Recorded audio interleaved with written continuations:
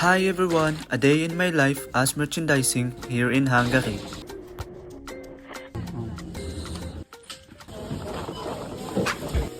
Today is Thursday nga pala guys, at sakto dahil mamayang gabi pa ang pasok ko, tara't samahan niyo ako na magbenta ng mga naipon kong empty bottles. 5:45 AM na nga pala guys nang magising ako, kaya naman nag-toothbrush na agad ako para makagayak na at makaalis ng maaga.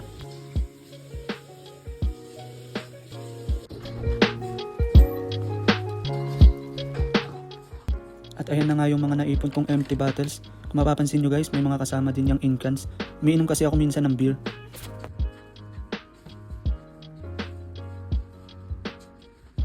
At ayan na nga, sinuot ko na yung pangmalakasan kong jogger na nabili ko pa sa Temu Ops. Shoutout sa'yo Temu, baka naman.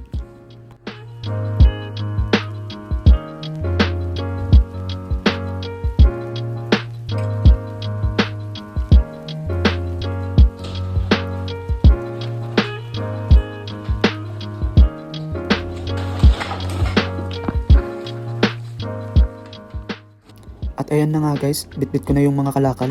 Kung mapapansin nyo guys, 3 paper bag ang dala ko. Yung isa kasi niyan guys, basura. At sakto, dahil lalabas naman ako, isasabay ko na rin na magtapon ng basura.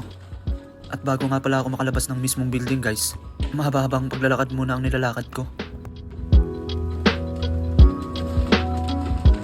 At palabas na nga ako mismo ng building guys. Sa gilid pala ng pader na to guys, andyan yung tapunan ng mga basura. At dahil nakafocus yung utak ko sa pagre-record, nawala sa isip ko na may dala pala akong basura. Mabuti na lang guys, paglabas ko mismo sa labas ng building ay may nakabang na malaking tapunan ng mga basura. Isa nga pala sa mga dahilan guys kung bakit maaga akong gumayak ay para lang ma-enjoy ko yung pagsikat ng araw. Sobrang nakaka-relax kasi talaga guys. Every time na pinagmamasdan ko yung sunrise guys habang naglalakad ako, ramdam ko yung positive energy sa buong katawan ko.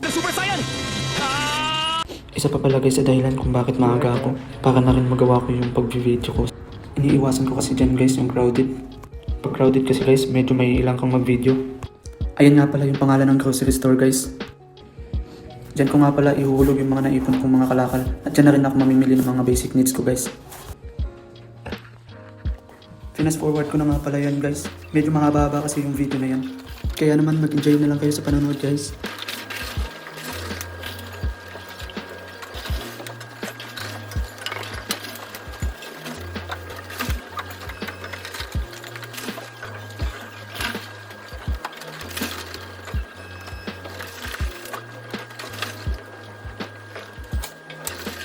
Natapos ko na nga pala ihulog yung mga kalakal ko guys at umabot ng 1,354 or equivalent sa peso is 200 peso. Asukal nga pala yung unang kinuha ko guys. At kumuha na rin ako ng tubig guys. 6 na piraso nga pala ang kinuha ko dyan guys. At medyo may kabigatan yan guys dahil 2 liters ang bawat isa niyan. At syempre hindi mawawala yung paborito natin guys, ang saging. Yan nga pala yung paborito kong ham dito guys. Mura lang siya at malasa na. At syempre hindi mawawala yung gatas guys. Bumili na rin pala ako ng chichirya guys, para naman habang nag-edit ako ng video na to ay may kinakain ako. At sa mga oras na yan guys ay nasa counter na nga ako para magbayad ng aking mga pinamili.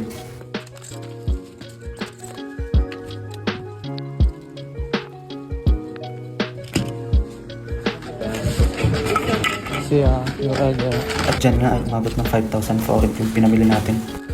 Pero dahil nga nakapagbenta tayo ng ating mga kalakal, ay kahit papano ay nalisan yung babayaran natin.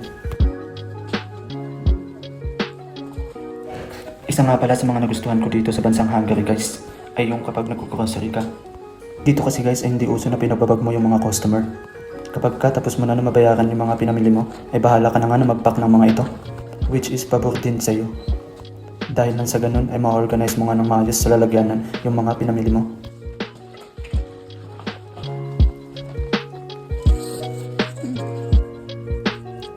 Pauwi na nga ako sa mga oras na yan guys. At habang naglalakad nga pala ako, ay may nakita ako na maliit na park.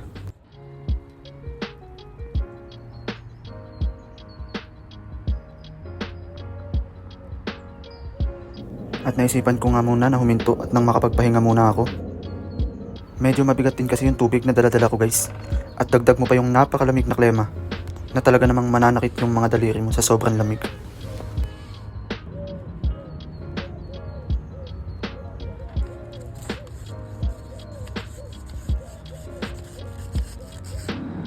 Ayan pala yung building na tinitirhan ko guys.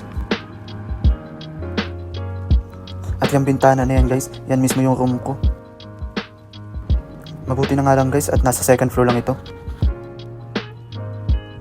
Pero bago ako makarating dyan sa room ko guys, ay mahaba-haba pa yung nilalakad ko. Siguro nasa 5 minutes din yung layo. Simula dun sa tapat ng bintana ko.